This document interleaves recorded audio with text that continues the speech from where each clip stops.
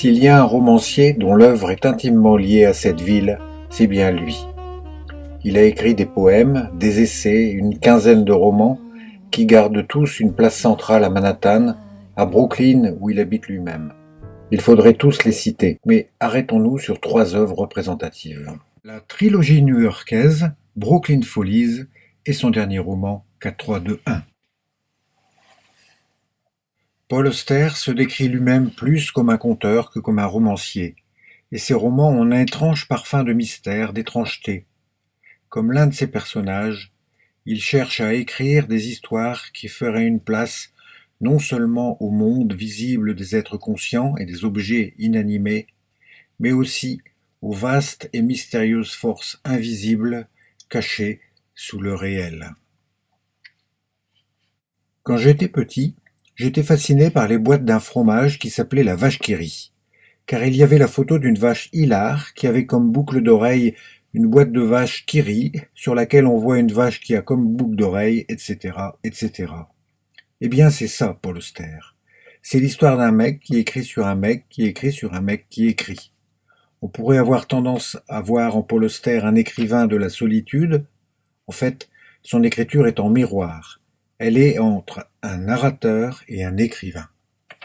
La trilogie new-yorkaise regroupe 3 romans, La Cité de Verre, Revenant et La Chambre dérobée. Ces 3 récits sont autonomes, mais sont cohérents entre eux. Le texte de chaque livre est parsemé de pseudonymes qui renvoient aux 2 autres livres. Ils construisent leur trame autour de la perte d'identité et représentent 3 énigmes autour d'un écrivain et de la place de l'écriture dans sa vie. Le premier livre, le narrateur est détective et rencontre un écrivain qui se nomme Paul Auster. Dans le deuxième, un autre détective fait des rapports très détaillés sur la vie d'un écrivain et le récit produit par l'enquête s'avère être le propre roman de l'écrivain. Et dans le troisième, le narrateur confronté à son double, comme souvent chez Auster, le remplace peu à peu. Dans ces 3 textes, l'exploration de soi se fait par les autres. Avec Auster, la notion du temps devient floue.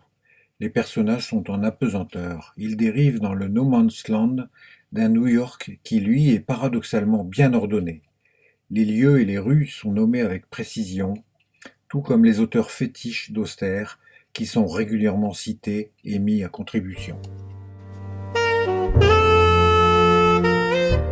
Paul Auster habite Brooklyn.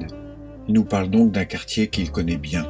Dans Brooklyn Follies, le narrateur se sent vieux. Il se remet d'une maladie et n'attend plus grand-chose de sa carrière professionnelle. Il décide de décrire les petits moments de folie qu'il découvre autour de lui à Brooklyn. On retrouve à nouveau cette construction en miroir.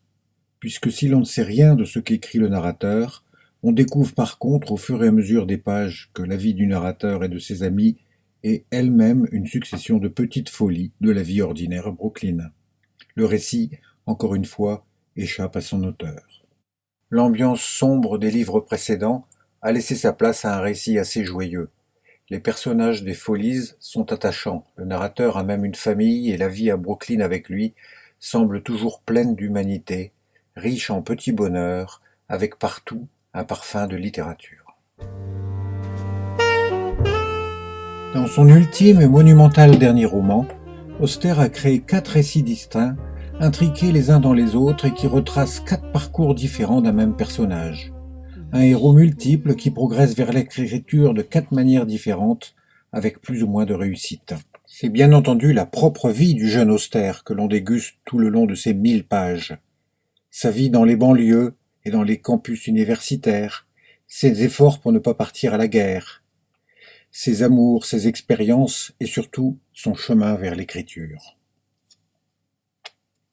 Habituellement en miroir, celle-ci est devenue ici kaléidoscope, et pour le lecteur, c'est un véritable feu d'artifice de suivre cette famille complexe, changeante et attachante, qui va connaître 4 parcours différents selon le hasard d'une rencontre ou d'un accident. Dans les bouleversements de cette deuxième moitié du XXe siècle, pour Auster, comme pour ses 4 héros, s'impose une évidence. L'écriture est le seul moyen de résister. C'est ce que Evelyn Monroe, l'un des professeurs de Archie, a noté sur les murs de sa classe. Contre la destruction du monde, il n'y a qu'une défense, l'acte créateur.